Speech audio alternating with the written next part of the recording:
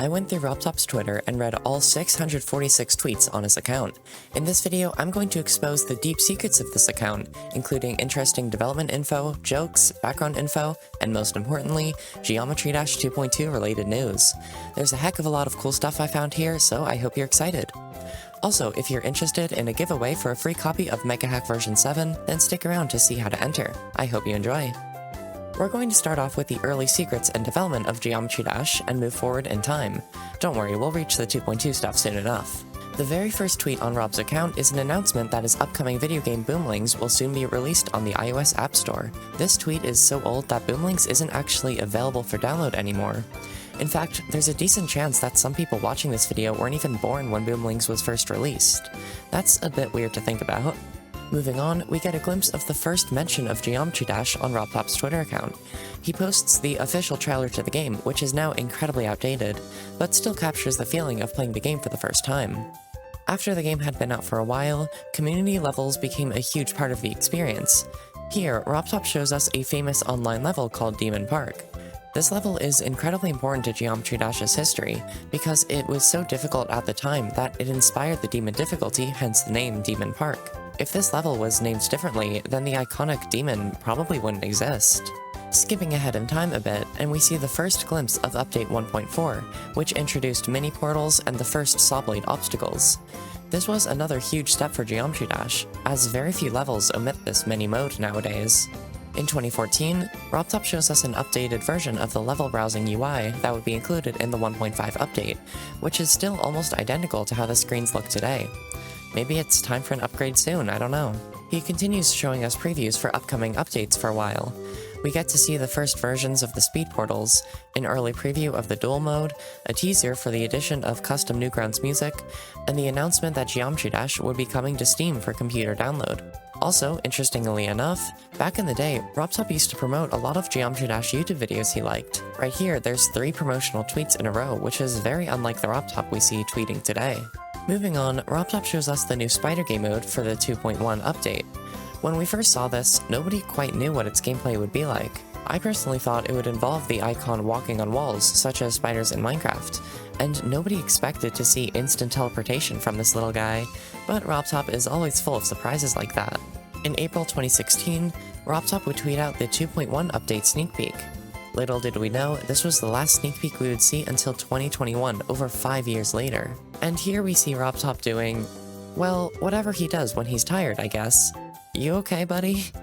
Next up, Rob announces that he had commissioned the music artist Waterflame to create a song for the Geometry Dash community. This wasn't meant to be used in any official levels, it was more a gift for others to use in their levels, which is exactly what happened. 2 months later, we would see the last game update that would come out for a long time, Update 2.1. Goodness, I miss these announcement tweets. And now, of course you've all been waiting for, the 2.1 information from RobTop's Twitter account. In March of 2017, RobTop tweeted out the very first 2.2 teaser, which included an interesting robotic-looking vehicle, which we would later learn is called the Swing. It operates just like the ship, but instead of holding to go up and letting go to go down, you click just once to start going up and click again to start going down. Much more chaotic and incredibly fun-looking. Later in 2017 was the very first icon contest hosted by Vibrant, Etzer, and Michigan, and RobTop tweeted out the results once all the community votes were processed and the announcement video was made. This contest is super important to me in particular, because it was when the community was first introduced to Smoof, my signature swing icon designed by Luisolo. We then see 2 videos showing off new 2.2 features, including camera controls and the reverse feature. This is pretty old news by now, but it's still exciting thinking about all the possibilities. He also announces the release of a new free Geometry Dash game called Sub-Zero. This game would have 3 levels that include some 2.2 gameplay, alongside a couple new icons. For the first 2.2 tweet of 2018, RobTop gives us the official song hint, which revealed that one of the new levels would use the song Explorers by Hinkick. This wasn't the song used in the August 2.2 sneak peek video, but that just means more levels for us. Over a year after that tweet, RobTop shows us the art for 30 new gauntlets that we would see in the upcoming update. This art is really incredible and shows just how much more skilled RobTop has gotten over time. I'm especially fond of the Water Gauntlet, the Portal Gauntlet, and the Fantasy Gauntlet. Next up, we see a small video showing us an upgraded random trigger, with much more advanced probability options than the standard random trigger. This will definitely be pretty useful for creators in 2.2, so it's pretty exciting to see. Interestingly, RobTop also tells us that a new Boom Kitty icon isn't out of the questions if one of his songs is ever featured in a new update. Moving right along, RobTop announces the 2.2 icon contest. This would be even bigger than the 2017 contest, but would require submissions using a specific Adobe Animate template to make implementation easier on RobTop. We'll see the results for this in this video quite soon, actually. And speaking of icons, here is a cool swingcopter icon that NHJ designed. It's fairly safe to assume that this will be in 2.2, considering RobTop replied with this. Next, somebody named Robbie24 made a really neat animation video which RobTop replied to, and it's shown on screen now. I'd really like to see more stuff like this, it's honestly quite impressive. As a little sneak peek into 2.3 and beyond, Rob mentions that he might add a system for custom texture packs in the future. This would be really awesome to see, since the texture pack scene in Geometry Dash is really big nowadays. This tweet is honestly one of my favorite in this video.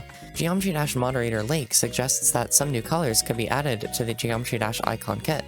Rob took some inspiration from this to make the new color selection screen for 2.2, featuring many new colors. There's also some brand new icons in this image, can you spot them? And speaking of new icons, the results for the icon contest are finally announced. On screen is the first fourth of the results.